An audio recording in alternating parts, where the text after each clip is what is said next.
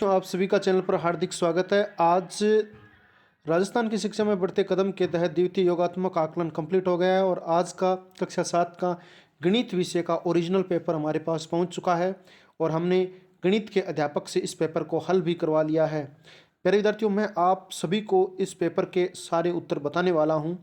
मैं पेपर का उत्तर बताना शुरू करूँ उससे पहले आप वीडियो को लाइक कर दीजिए, चैनल को सब्सक्राइब कर दीजिए, घंटे का निशान दबाकर अन्य साथियों को शेयर कर दीजिए। 15 प्रश्न थे टोटल, 15 आपको करने थे, आपने 15 किए भी हैं। पहला प्रश्न आपकी स्क्रीन पर आ गया है, चमचमाती हुई आपकी स्क्रीन। 8 9 6 3 8,963 में 9 का स्थानीय मान क्या होगा? स्थानीय मान की बात है, जैसे 8 9 6 3, 3 का स्थानीय मान क्या होता है? 3। 6 का क्या होता है? 60 यहाँ पर, और 9 का क्या होता है? 900, और 8 का कितना होगा? 8,000। तो यहाँ पर स्थानीय मान 9 का पूछा है। 9 की कौन से अंक पर है? 3 नंबर पर है, और उसके आगे कितने अक्षर है उतनी शून्य लगा दो, तो आपका ए उत्तर हो गया, पहले का ए।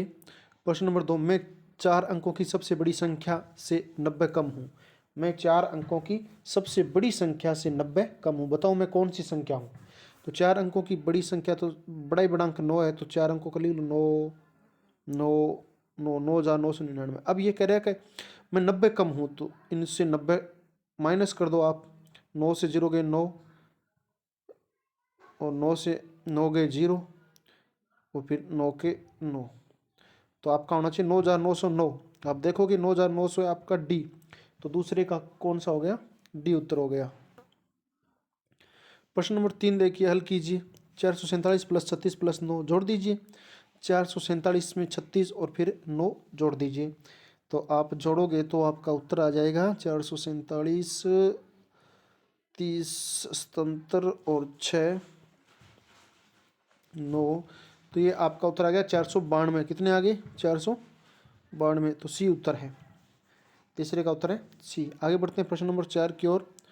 प्रश्न नंबर 4 देखिए क्या आपकी स्क्रीन पर, निम्नलिखित विकल्पों में से कौन से विकल्प का मान 545 से अधिक है? देखो, 649 से 123 घटाते हैं तो नहीं है, लेकिन 869 से 267 घटाते हैं तो 545 से अधिक मान आपको मिलेगा।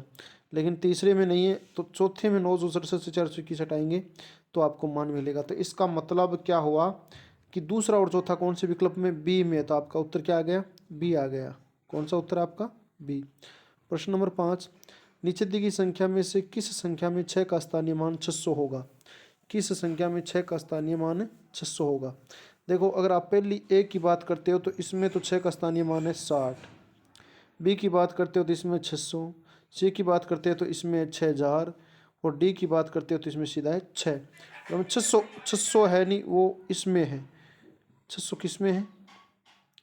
600 है आपका बी में। 5 का उत्तर क्या हो गया आपका? बी हो गया। प्रश्न नंबर 6, संख्या 948 में 9 और 4 के स्थानीय मानों का अंतर बताइए। तो स्थानीय मान हो जाए उसका भी अंतर बताना है आपको। 9 का स्थानीय मान कितना हो गया? 900, और 4 का स्थानीय मान कितना हो गया? 40। तो 900 में से 40 घटा दो, 860। 860 किस में है? ए के अंदर, तो छठे का उत्तर हो गया ए। आगे प्रश्न नंबर 7 आ गया है, भावना प्रतिदिन पार्क में 5 चक्कर लगाती है, तो वह अगस्त के महीने में पार्क के कुल कितने चक्कर लगाएगी? दिन में 5 चक्कर, और अगस्त के महीने में कितने लगाएगी? देखो, अगस्त में कितने दिन होते हैं? 31 दिन होते हैं। 31 को आप 5 से गुणा कीजिए, तो 31 पंजा 155, तो आपका उत्तर क्या होगा? सी होगा। सातवें का उत्तर क्या होगा? सी होगा। प्रश्न नंबर 8 की बात करते हैं। प्रश्न नंबर 8 आ गया आपकी स्क्रीन पर, हल कीजिए। 100 प्लस 7 प्लस 7,000 प्लस 2 लाख, तो 2 लाख संख्या हो गई आपकी, तो 2 लाख ही होगी, 2 लाख से होगी, तो अब इसमें आपका सी वाला तो गलत हो गया, इसमें 7 लाख दे रखा है। 2 लाख से, बाकी तो 2 लाख से हैं। एग्जैक्ट आप जोड़िए इसमें, 2 लाख के बाद 7,000 है। 2 लाख के बाद क्या है? 7,000 है। तो ए में 270 है, तो ये भी गलत हो गया। अब बी और डी में से कोई एक बचता है। 7,000 में आप जोड़ेंगे 700, 7,000 में कितने जोड़ेंगे? 700।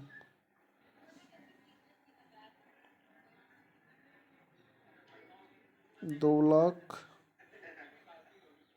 700 नहीं भाई, 107 जोड़ेंगे। ठीक है ठीक है, हाँ 700 प्लस 7 यानी 107 आप जोड़ने वाले हैं। तो 8 का उत्तर आपको मिलने वाला है बी में 107, यानी बी हो गया। 8वें का कौन सा हो गया? बी हो गया, 107 हो गया। ठीक है, 7107 हो गया। देखो 107 107 और 7 यानी 7107 और फिर 2 लाख, 2,07,107। 8वें का बी उत्तर है। -787 में 5 जोड़ दिया जाए तो कौन सी पूर्णांक संख्या प्राप्त होगी?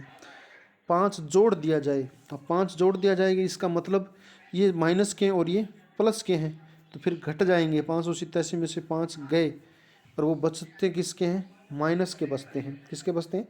माइनस के। तो आपका उत्तर क्या आ जाएगा? डी, -782। प्रश्न नंबर 10, 2, 8 व 12 के सार्वत्रिक गुणनखंड क्या होंगे? सार्वत्रिक गुणनखंड मतलब ऐसा गुणनखंड जो तीनों संख्याओं में जा सकते हैं। ऐसा गुणनखंड जो तीनों संख्याओं में जा सकते हैं। तो देखिए 1 का तो सभी में जाता ही जाता है, तो इसका मतलब डी खत्म हो गया। फिर 2 का 2 में जाता है, 8 में जाता है और 12 में जाता है। जो 1 का भी जाता है और 2 का भी जाता है, तो इसका मतलब बी भी खत्म हो गया, इसमें तो है नहीं। अब बचा ए और सी में से। तो 4 का जाता है क्या? 4 का 8 और 12 में तो जाता है, लेकिन 2 में नहीं जाता। इसका मतलब उत्तर आपका आ गया सी। 10वें का उत्तर क्या है? सी है प्यारे विद्यार्थियों।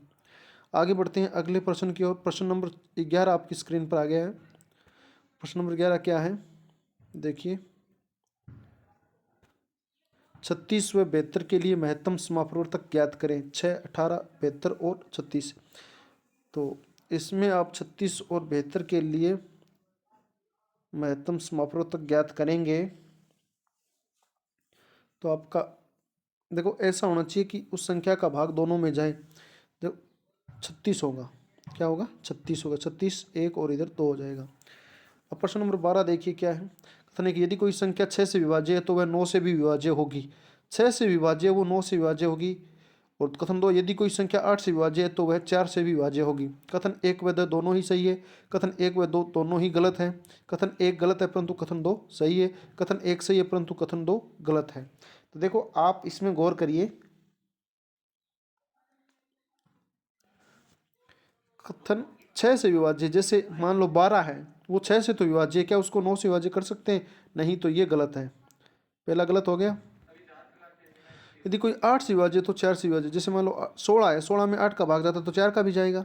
24 में 8 का जाएगा तो 4 का भी जाएगा। तो कुल मिला के बात है ये विभाज्य है, ये सही है। ऊपर वाला गलत और सही, यानी 1 नंबर गलत और 2 नंबर सही। किस में?